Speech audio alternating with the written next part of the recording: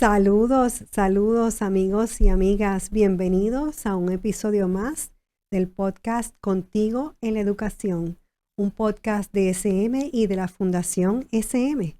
Soy María Mercedes Grau y hoy tenemos un episodio distinto de un tema bien diferente de otro que una vez conversamos con la profesora Omaira Torres, y es hablar sobre lo que es la ciudadanía digital. La profesora Omaira Torres, una gran colaboradora de SM, está haciendo actualmente un doctorado, y tengo que leerlo, en currículo de enseñanza con subespecialidad en tecnología para el aprendizaje. Bien interesante, no es nada técnico ese doctorado, en realidad es un doctorado que profundiza en los aspectos o las posibilidades de la educación, ¿verdad? Por distintos medios, Omaira. Eso es correcto, saludo. Un placer estar con ustedes nuevamente y ciertamente sí, trabaja muchos aspectos desde la óptica o perspectiva pedagógica, del cómo se enseña, cómo se aprende a través de o por medio de la tecnología. Bueno, porque por tecnología podemos decir muchísimas cosas. Exactamente. Lo conversamos una vez con el profesor Guillermo Núñez. Tecnología puede ser desde un bolígrafo. Correcto. Antes fue, la pluma de ave, que en las películas nosotros vemos que la ponen en un potecito de cristal con tinta y con eso escriben, ¿verdad? Y luego entonces sellaban el mensaje para el rey con cera. Correcto. Y eso lo hacían porque si tú lo abrías no había forma de tú disimular el sello que le habían puesto, y entonces era evidente que lo habían roto y el mensaje ya sabía todo el mundo lo que había ahí dentro de la carta. Bien, pues ahora los mensajes en inglés dicen encrypted, en español están, ¿cómo sería la palabra en español? Insertado o congujado, unido. Unido, o sea, no lo puedes dividir de donde está metido, en el espacio digital. Correcto. Con los códigos digitales donde esté metido. Bueno, vamos a trabajar unas preguntas ya que habíamos discutido previamente para compartirlas con el público o la audiencia. Y es hablarte sobre dos términos que se lleva conversando sobre ellos ya bastante tiempo, pero que es bueno que en un espacio como este volvamos a definir para hacerlos más de conocimiento más común. Asociado al mundo de la tecnología y la educación existen términos que hemos ido conociendo como el de inmigrantes digitales y nativos digitales. Al día de hoy, por la diferencia de edad entre tú y yo, podemos decir que yo soy una inmigrante digital, mientras que tú eres una nativa digital, y bien lo pruebas, ¿verdad? Con tu doctorado y con cómo trabajaste con la tecnología desde pequeña. Sin embargo, las características de tuya y mía se comparten en los hogares. Para mí, pues yo soy inmigrante digital, pero mis hijas, las tres, son nativas digitales y no sé cómo nombrar a mi nieto. Ya ese está en otro punto. Esas características están en los hogares de cada uno de nosotros los puertorriqueños, a menos que no sean padres muy jóvenes con hijos muy jóvenes.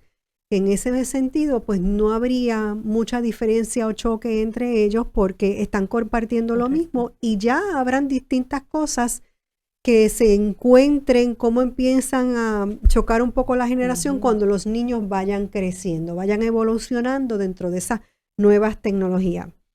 ¿Cómo describirías tú el tipo de encuentro entre un nativo y un migrante digital en el salón? ¿Qué es lo que todavía ocurre en nuestras escuelas? Hay muchas maestras un poquito mayores o no tan mayores, vamos a decir, personas de 40 años, no son nativas digitales. Correcto. Y son muchas maestras jóvenes que pero están viendo estudiantes de 10, 15 años que sí son nativos digitales.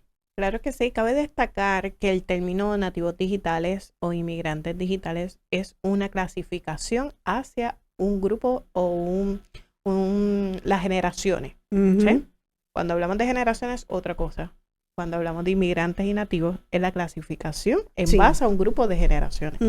Exactamente. Y es preciso ver los distintivos, porque se le da ese nombre por el contexto donde se encuentran en crecimiento y en desarrollo.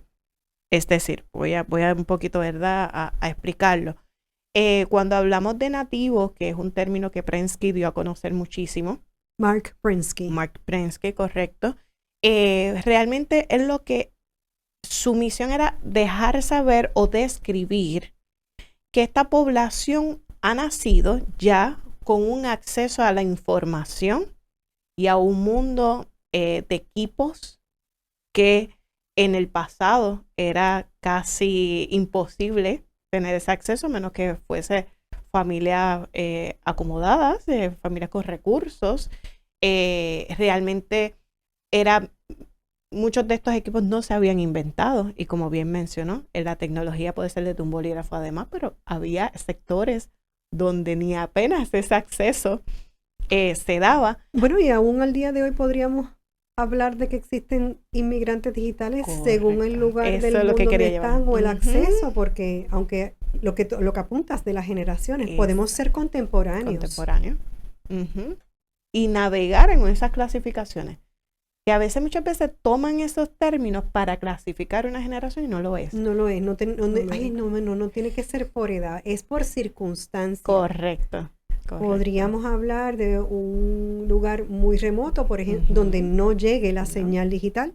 Exactamente. Pues ciertamente en ese lugar van a trabajar con otro tipo de tecnología. Exactamente. Y el uso o manejo que tengan de una tecnología digital cuando accedan a ella va a ser de inmigrantes. Correcto. Tiene que ver con esa accesibilidad y ese cambio que trastoca la manera de vivir, la manera de desenvolverse, la manera, y es bien particular que vemos cómo la tecnología en términos de equipos y en términos de lo que conocemos más de cerca ha evolucionado, ha cambiado, y eso nos hace pensar, hemos cambiado también la manera de enseñar y aprender. Uh-huh. Entonces vemos cómo hay esa disparidad entre los inmigrantes y los nativos, porque hay un acceso a la información más rápida, más inmediata, confiable y no confiable. Realmente estos niños y estos jóvenes aprenden de una manera muy particular, que me he detenido por mucho tiempo. Ha sido algo que me ha llamado la atención del cómo ellos aprenden, cómo es que se desenvuelven, porque el inmigrante teme y lo ve como un acecho, ven de las tecnologías hasta un posible usurpador de sus roles en la docencia. En algunos casos ha pasado uh-huh. Eso, no es general, pero sí, ciertamente pasa. Algunas veces las personas se sienten amenazadas. Y eso es el llamado que yo hago ante las personas que sienten de esa manera, es quizás repensar qué otras profesiones, oficios dentro de lo que hace, cómo se puede actualizar, qué va a hacer falta. Lo vemos en el presente, sin embargo, no tienen el poder las propias tecnologías de repararse ellas mismas, uh-huh, de diseñarse ellas mismas, uh-huh, aunque eso sería un buen tema, María, en otra ocasión, la inteligencia artificial y todas estas otras cosas, pero no vamos a entrar en esa agua.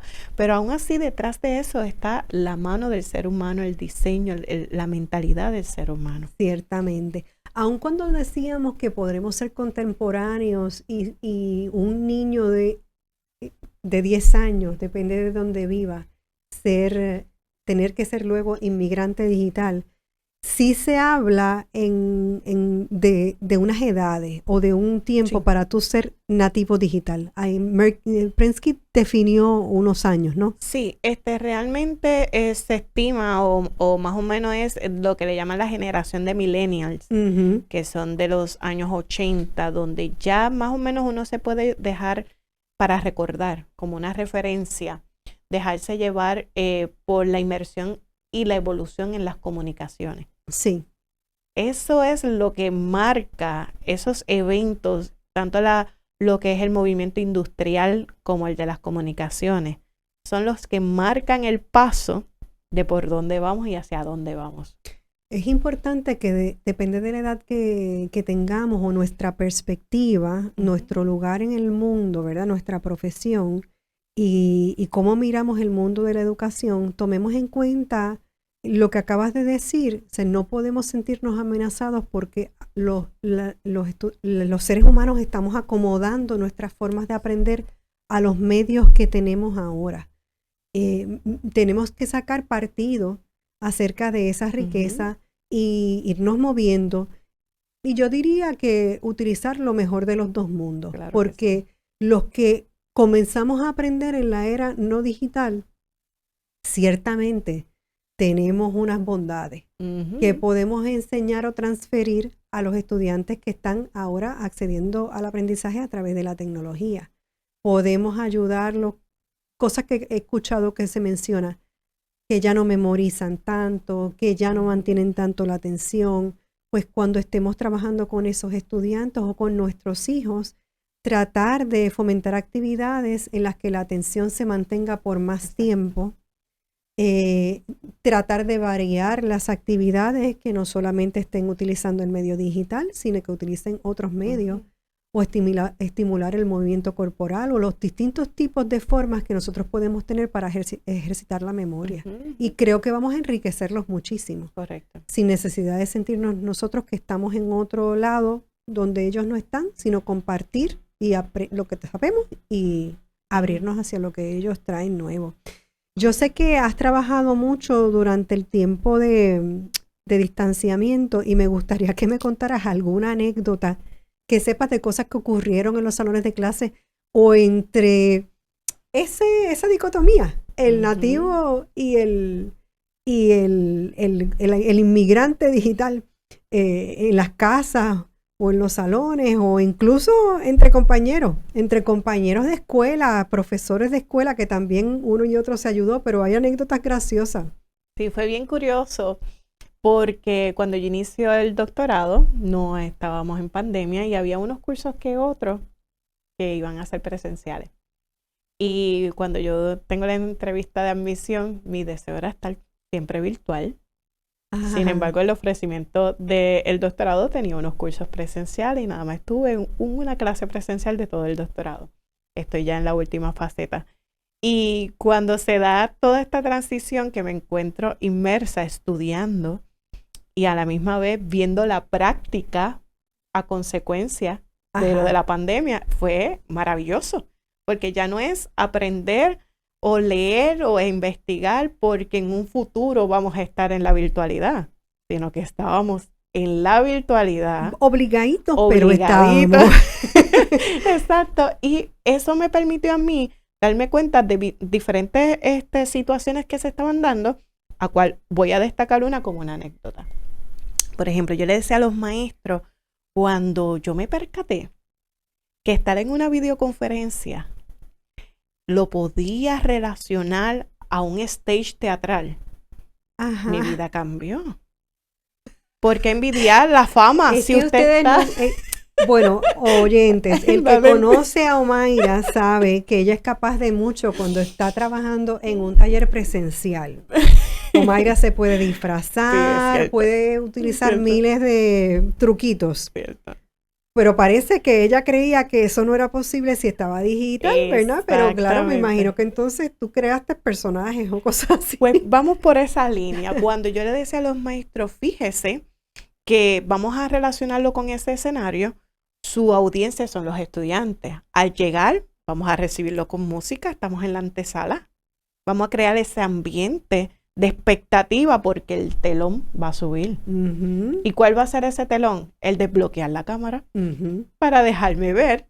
Ese es su telón. Por eso utilizamos muchas técnicas de lo que son las netiquetas y todo ¿verdad? Lo que aprendemos aplicado a la conciencia de que cuando desbloqueo una cámara sube el telón, que cuando la bloqueo baja el telón.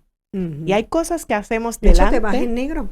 Correcto. El telón usualmente es rojo, pero... Y entonces yo le decía... Eso hay que recomendárselo a las compañías de transmisión. Totalmente, de acuerdo, porque yo le decía, hay cosas que hacemos frente a la audiencia y hay cosas que debemos de hacer donde estemos backstage, donde estamos en la parte de atrás con el telón.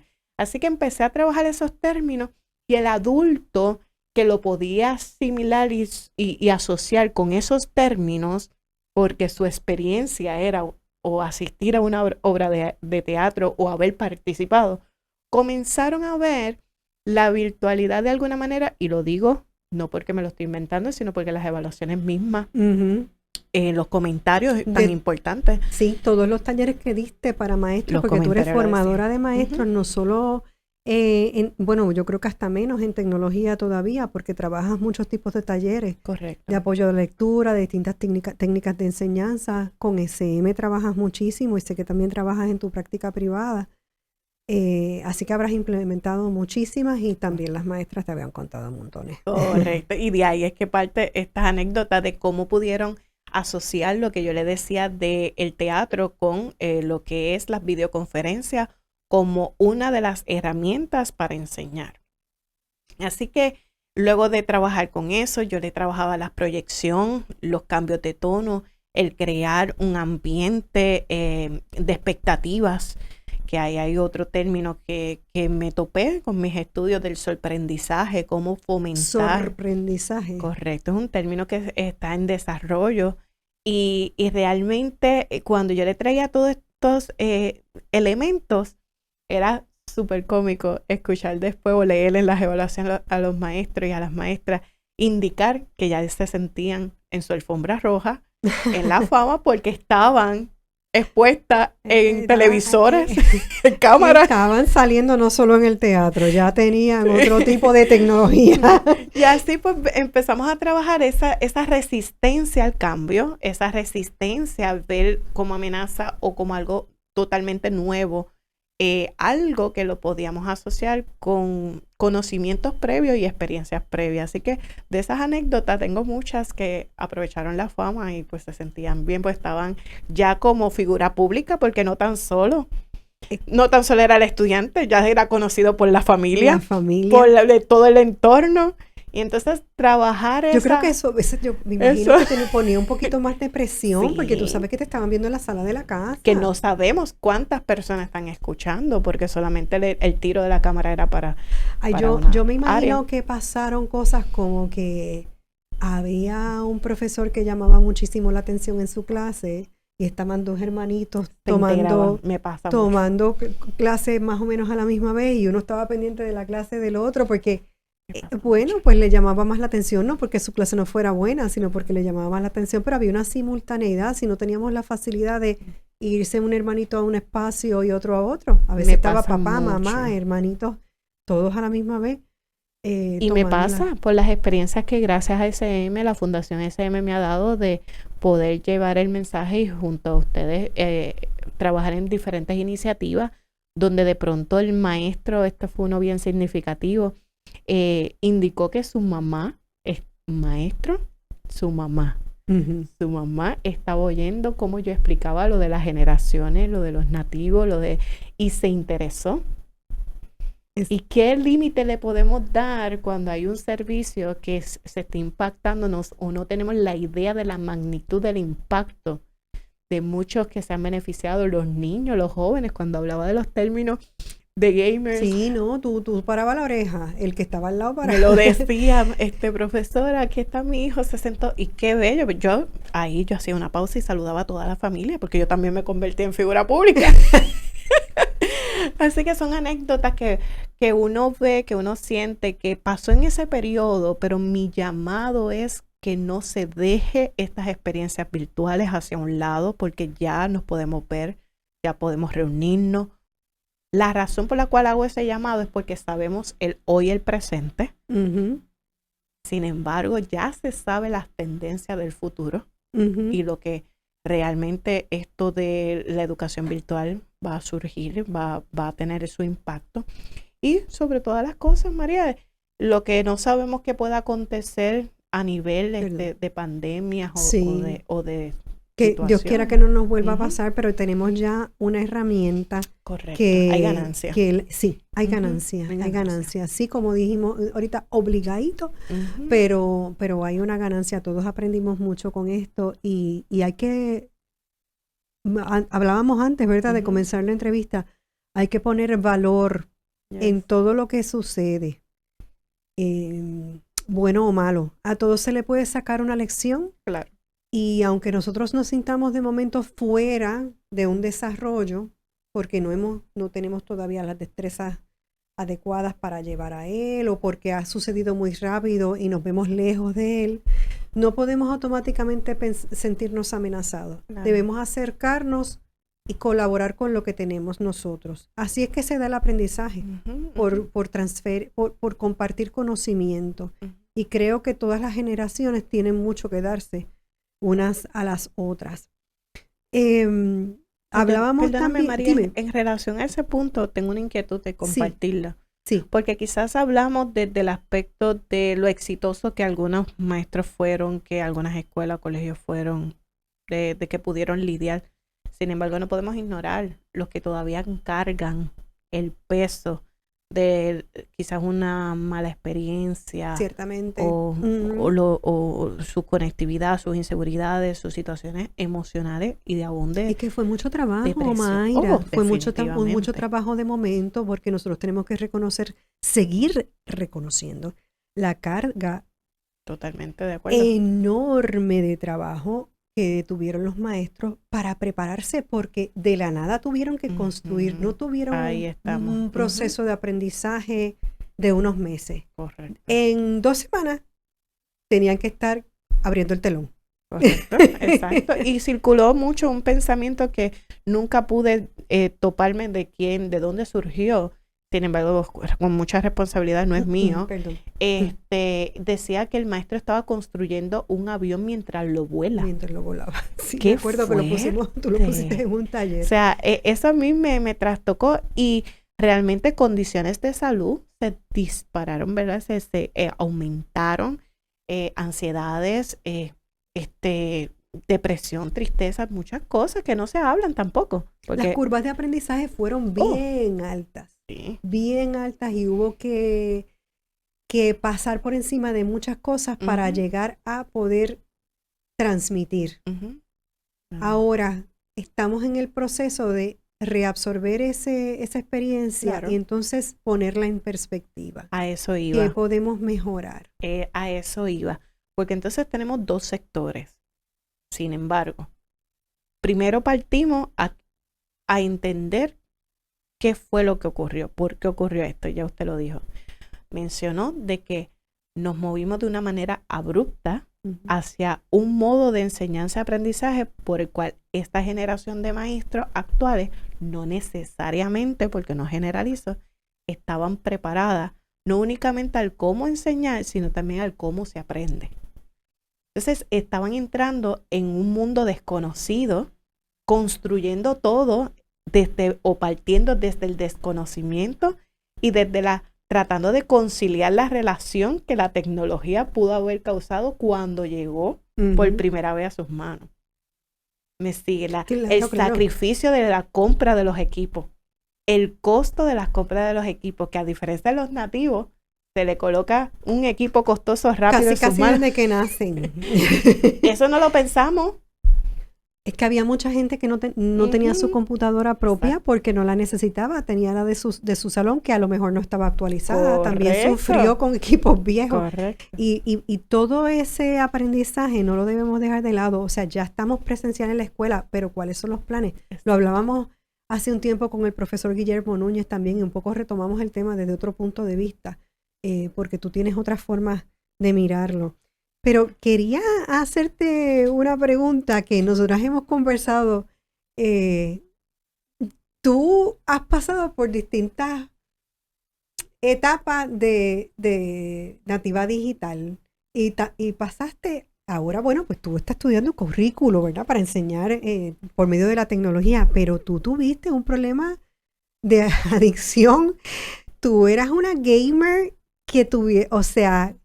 Y quiero que comentes acerca de esa experiencia tuya brevemente y que nos des consejos también, porque hay muchas familias que están preocupadas porque ven a sus hijos demasiado concentrados en la tecnología. Claro que sí, sin vergüenza ninguna. Puedo contar desde esa experiencia. Yo, además de desenvolverme en los videojuegos en mi tiempo, que obviamente lo puedo hasta contrastar y podemos tener otro tema en relación de cómo era el diseño de unos videojuegos de antes con el de ahora, el cambio es drástico.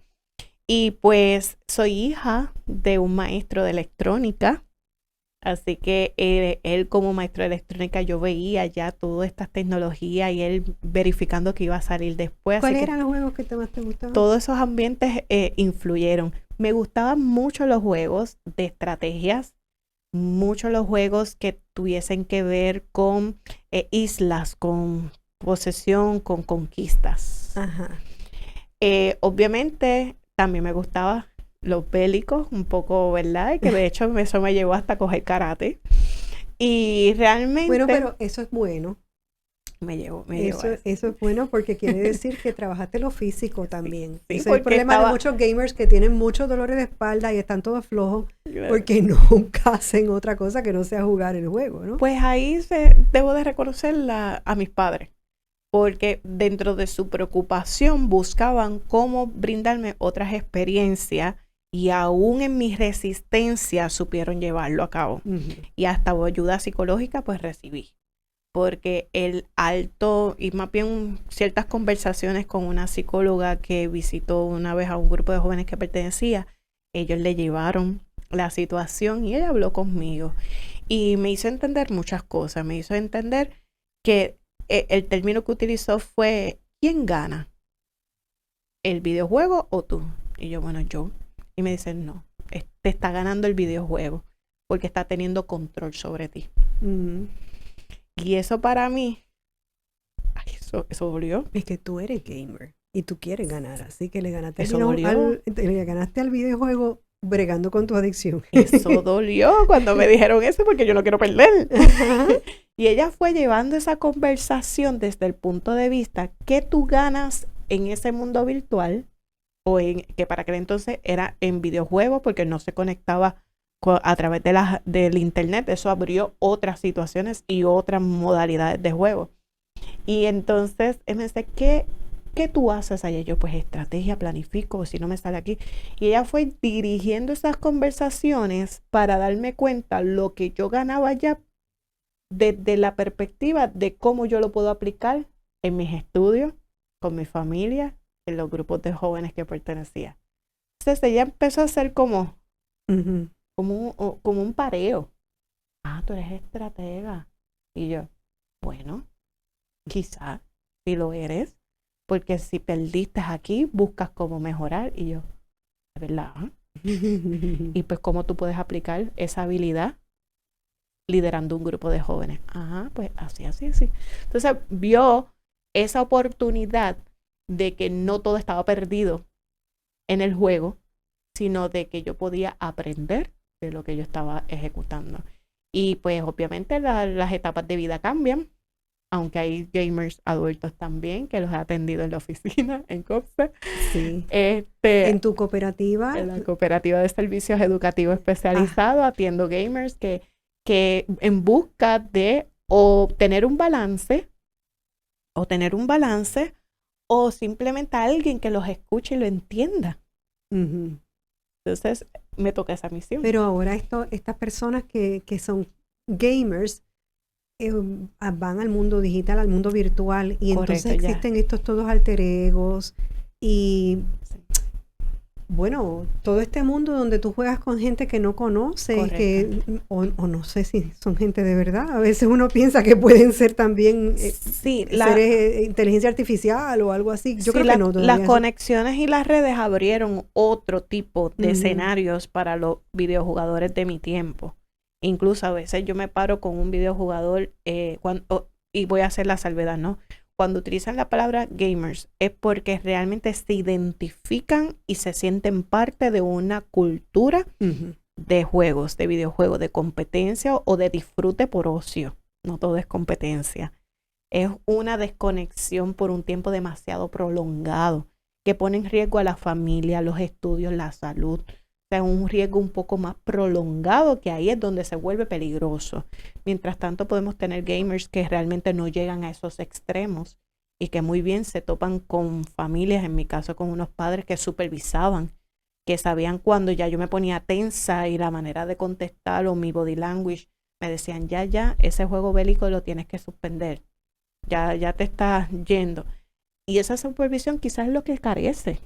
Es un consejo para los papás de esta época. Sí. Tú lo tuviste, bien dices, como hija, pero con los niños que tú recibes en la cooperativa, no ya el adulto que va a recibir tu consejo, sino para los papás que te llevan los nenes allá o los papás que nos están escuchando. Sí, un consejo que yo le digo es interesarse por lo que está haciendo su hijo o su hija, porque para mi tiempo de mi grupo yo era la única niña y mis padres lo que hicieron fue al revés. Tú no vas para la casa de ellos a jugar, ellos van para nuestra casa. Y entonces esa supervisión no se puede dejar, interesarse, porque más allá que quizás un tiempo de ocio o como dicen, perder el tiempo en eso, se están ganando unas destrezas que se pueden aprovechar para que sean funcionales en su entorno, tanto académico como de interacción familiar y demás.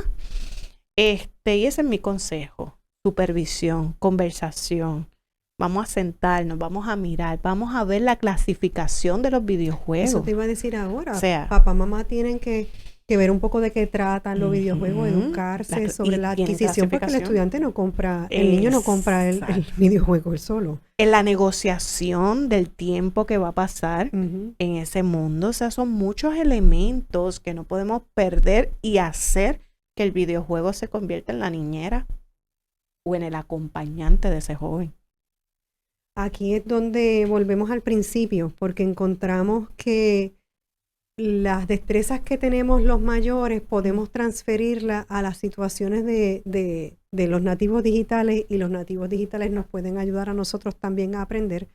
Por lo que decías, esas destrezas que los niños adquieren en estos juegos los pueden transferir a su vida profesional en otro momento, o a desarrollar estrategias para trabajar con la vida misma.